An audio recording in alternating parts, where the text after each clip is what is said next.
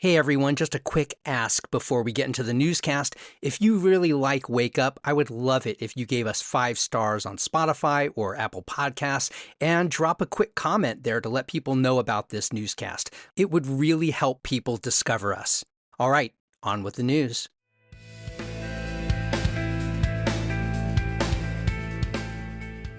Wake up, Pittsburgh. I'm Matt Peiken, and this is your local newscast for Tuesday, January 13th.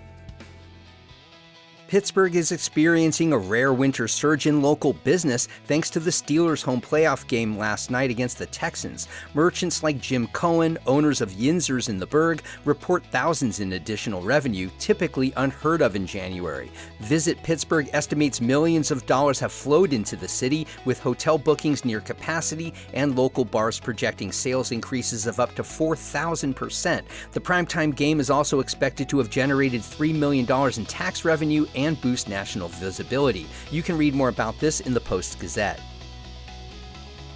Allegheny County has begun implementing Assisted Outpatient Treatment, or AOT, a controversial court-ordered mental health care model. Advocates say the measure could reduce incarceration of people with serious mental illness by offering treatment without hospitalization. But critics, including mental health professionals and civil rights groups, warn of coercion, medication overuse, and blurred lines with the criminal legal system. County officials say safeguards are in place, including a new advisory board and peer-led engagement. Still, skepticism remains over whether the program can avoid law enforcement involvement. Read more about this at Public Source.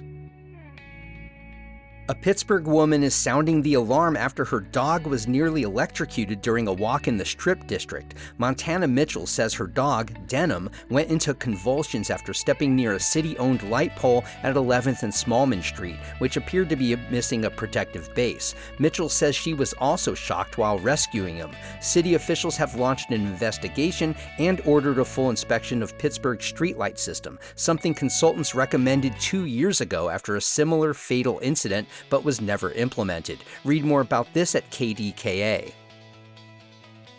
Pittsburgh saw a 45% drop in sudden unexplained infant deaths in 2025 following an intensified safe sleep campaign led by EMS and local nonprofits. The number of fatalities fell from 13 in 2024 to 7 last year, with many earlier deaths linked to unsafe practices like co-sleeping. Medics now screen for safe sleep conditions on most infant-related calls and partner with Cribs for Kids to quickly deliver cribs to families in need. Officials aim to expand screenings and improve response times, emphasizing that prevention is key in these heartbreaking cases. Read more about this in the Post-Gazette.